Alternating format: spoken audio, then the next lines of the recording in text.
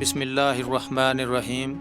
آپ کی وائس کے معزز ناظرین، نبی کریم صلی اللہ علیہ وسلم کی اس دنیا سے پردہ فرما جانے کے بعد اور اس سے پہلے بھی نت نئے فتنوں کا ظہور ہوتا رہا، جیسا کہ فرعون، نمرود اور شداد کا خدائی کا دعویٰ۔ فتنوں کے اسی سلسلہ کا ایک بڑا فتنہ ہاشم ابن مکنہ نامی آدمی نے برپا کیا تھا، جس نے ایک جعلی چاند بنا کر آسمان میں روشن کر دیا تھا، خدا بن کر لوگوں کو اپنی عبادت پر مجبور کر دیا تھا۔ آج کی ویڈیو میں اس انوکھے فتنے کے بارے میں تفصیل سے بات ہوگی، مگر اس سے پہلے اگر آپ نے ابھی تک ہمارے چینل آپ کی وائس کو سبسکرائب نہیں کیا ہے تو براہ کرم ابھی سبسکرائب کر لیں اور ساتھ میں لگے گھنٹی کے نشان کو بھی پریس کر دیں تاکہ مستند دینی معلوماتی اور سچے اسلامی تاریخی واقعات پر مبنی ہماری آنے والی ہر نئی ویڈیو آپ کو بروقت مل سکے۔ شکریہ۔ پیارے ناظرین، نبی کریم صلی اللہ علیہ وسلم کے وصال مبارک کو ابھی کم و بیش 100 سال ہوئے ہوں گے کہ جزیرہ نمائے عرب خلفائے بنو امیہ اور بنو عباس کی باہمی ریشہ دوانیوں کا شکار ہو چکا تھا کہ دور خراسان کے ایک علاقے مرو میں ایک انتہائی زہریلے فتنے نے جنم لیا۔ جب ایک دھوبی کے گھر ایک لڑکا پیدا ہوا، یہ دھوبی کی پہلی اولاد تھی جو کہ اس کی بیوی کو 40 سال کی عمر میں نصیب ہوئی۔ دھوبی نے اس لڑکے کا نام ہاشم رکھا، لیکن ہاشم اس قدر بدصورت تھا کہ دھوبی نے کسی کو بھی اس کا چہرہ نہ دیکھنے دیا۔ جب یہ لڑکا بڑا ہوا اور گھر سے باہر نکلنے لگا تو بچے جنہیں بدصورتی اور خوبصورتی کی تمیز نہیں ہوتی مگر خوف کا عنصر تو ان میں بھی ہے، وہ اس سے خوف زدہ رہتے اور اپنے ساتھ کھیل میں شریک نہ کرتے بلکہ بھاگ کھڑے ہوتے۔ یہ بچہ ہاشم دن بدن تنہائی کا شکار ہونے لگا۔ باپ نے دیکھا کہ جب اسے کوئی منہ نہیں لگاتا بلکہ ہر کوئی اس سے کراہت محسوس کرتا ہے تو اسے اپنے ساتھ دھوبی کے کام پر لگا لیا۔ اس علاقے میں اسلام کی روشنی کو پھیلے ابھی کچھ ہی عرصہ گزرا تھا کہ ایک دن ایک عربی عالم اس محلے کی مسجد میں آئے۔ ہاشم نے جب یہ دیکھا کہ لوگ اس عالم کی بہت خاطر تواضع کر رہے ہیں تو اس نے فیصلہ کیا کہ وہ ایک عالم بنے گا۔ اس کے باپ نے مجبوری میں ہاشم کو مسجد کے مولوی کے حوالے کر دیا، مگر ہاشم کی علم سے لگن اور استاد کا سب کو ایک برابر سمجھنا اس کے شوق تعلیم کو اور بڑھاتا گیا۔ ہاشم نے گاؤں کو چھوڑا اور تعلیم حاصل کرنے کے لیے شہر چلا گیا۔ کئی سال گزر گئے، ہاشم کا کوئی اتا پتہ نہ تھا۔ لوگ اسے بھول گئے تھے کہ اچانک ایک دن وہ گاؤں لوٹ آیا۔ لوگوں نے اس کی آمد کی خبر اس کے ماں باپ کو دی۔ ماں کی ممتا جاگ اٹھی اور وہ گھر سے بھاگ کر ہاشم کے پاس پہنچی تو ایک پستہ قد کا بدصورت نوجوان اس کے سامنے کھڑا تھا، مگر کیا کرتی، اولاد جو تھی۔ ہاشم کے علم نے پورے گاؤں کو متاثر کر دیا، وہ نوجوانوں میں مقبول ہونے لگا۔ کچھ لوگوں نے مشہور کر دیا کہ ہاشم میں کوئی پر اسرار روح ہے۔ پھر ایک دن ہاشم نے یہ اعلان کر دیا کہ خدا اس سے براہ راست بات کرتا ہے۔ کچھ نوجوان اس بات کو مان گئے اور اس کے ساتھ رہنے لگے۔ ایک دن اس نے اپنے ماننے والے نوجوانوں کو کہا، مجھ میں پیغمبر کی روح آ چکی ہے۔ جب بڑی عمر کے لوگوں نے ہاشم کی مخالفت کی تو وہ کچھ دنوں کے لیے گاؤں سے غائب ہو گیا۔ بس پھر اللہ کی کرنی ایسی ہوئی کہ گاؤں میں جتنے لوگ بھی اس کے مخالف تھے ان کے گھروں میں آگ بھڑک اٹھی، جس سے لوگوں نے یہ یقین کر لیا کہ سچ میں ہاشم سے خدا بات کرتا ہے۔ اب اس نے ایک نیا علم سیکھنے کا تہیہ کر لیا اور اس علم کو اس زمانے میں جادوگری کا علم کہا جاتا تھا، یعنی علم کیمیا، آج کی کیمسٹری، جسے اس زمانے میں شعبدے بازیوں اور سونا بنانے کے لیے سیکھا جاتا تھا۔ مختلف کیمیاوی عوامل سے لوگوں کو بیوقوف بنایا جاتا تھا، مگر ذہین و فطین ہاشم اس سے بہت آگے کی سوچ رہا تھا۔ کئی سال گزرنے کے بعد ہاشم دوبارہ اپنے گاؤں لوٹ آیا، لیکن اس بار وہ جادو کے علم یعنی علم کیمیا کا ماہر بن کر آیا تھا۔ اب وہ لوگوں کے سامنے مختلف تجربات کرتا تو لوگ دیکھ کر حیران رہ جاتے۔ انہی دنوں اسے بخار ہوا اور اس کا منہ پیپ زدہ دانوں سے بھر گیا۔ اس سے ایسی بدبو آنے لگی کہ اس کے چاہنے والے بھی بس اس کو دور سے ہی دیکھتے، لیکن چونکہ یہ بدبخت یاوہ گوئی میں ماہر تھا تو لوگوں سے کہنے لگا کہ حضرت ایوب علیہ السلام کی طرح مجھ پر بھی بیماری آئی ہے جو کہ ایک آزمائش ہے۔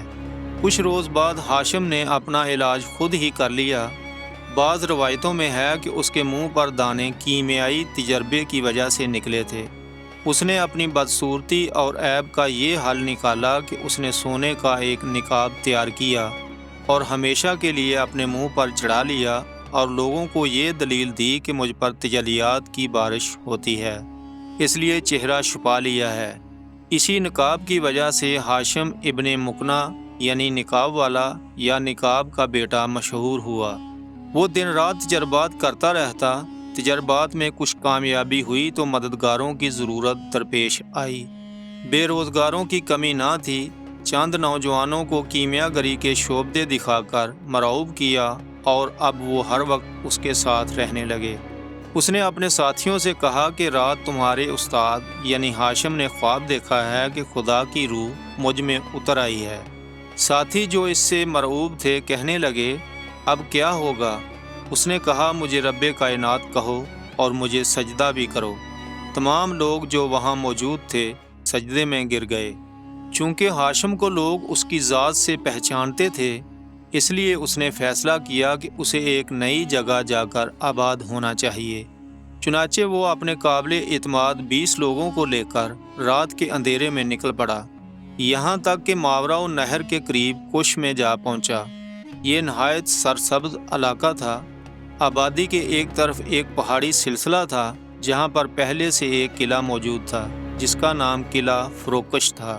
ہاشم نے اسی قلعے کو اپنا مسکن بنایا۔ ہاشم نے اس قلعے میں بیٹھنے کے لیے اپنے لیے ایک مخصوص ہال منتخب کیا اور تجربات کر کے اپنے ارد گرد ستارے روشن کر لیے، اور جہاں یہ بیٹھتا تھا وہاں پر ایک گول بڑا سا ستارہ اس کے سر پر روشن رہتا۔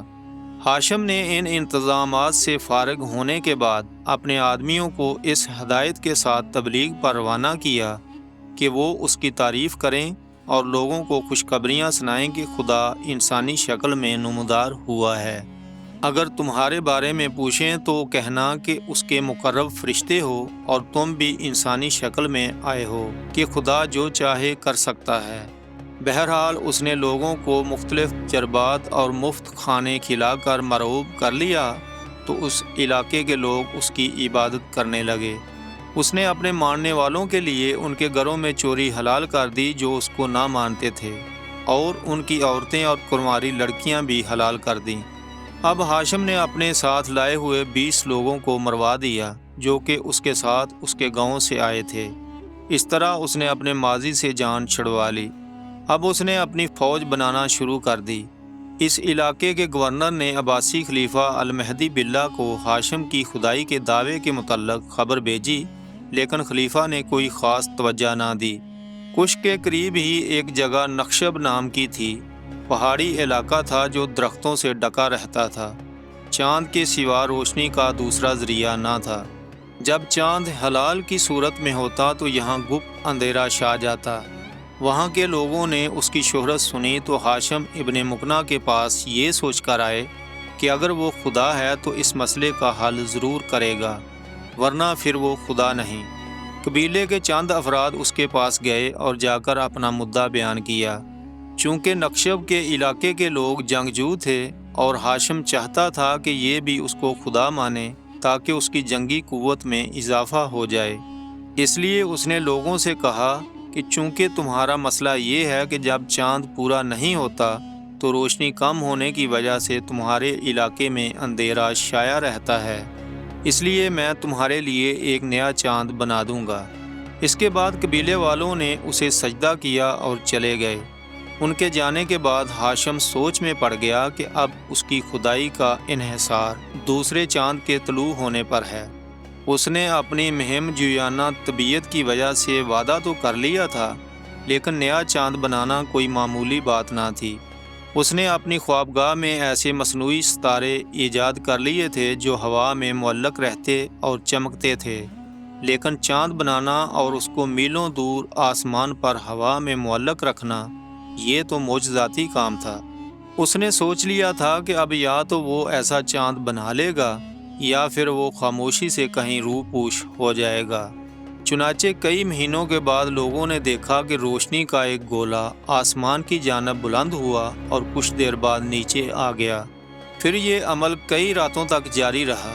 ایک رات انہوں نے دیکھا کہ آسمان پر 2 چاند چمک رہے تھے، ایک چاند زیادہ فاصلے پر اور دوسرا کم فاصلے پر۔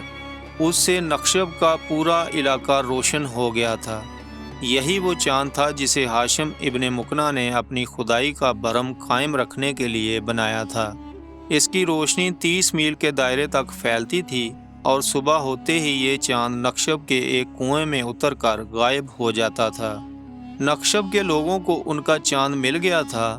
وہ لوگ ڈول تاشے بجاتے قلعے میں داخل ہوئے اور ابن مکنہ کے آگے سجدے میں گر گئے۔ اب ہاشم ابن مکنہ نے 2 مزید قلعے تعمیر کروائے، ایک کا نام وسیق اور دوسرے کا نام سیام رکھا۔ سیام قلعہ پہاڑی کی چوٹی پر موجود تھا، جس پر کوئی بھی فوج آسانی سے حملہ آور نہ ہو سکتی تھی۔ خلیفہ مہدی نے 2 چھوٹے چھوٹے دستے بھیجے جن کو ہاشم نے آسانی سے شکست سے دوچار کر دیا۔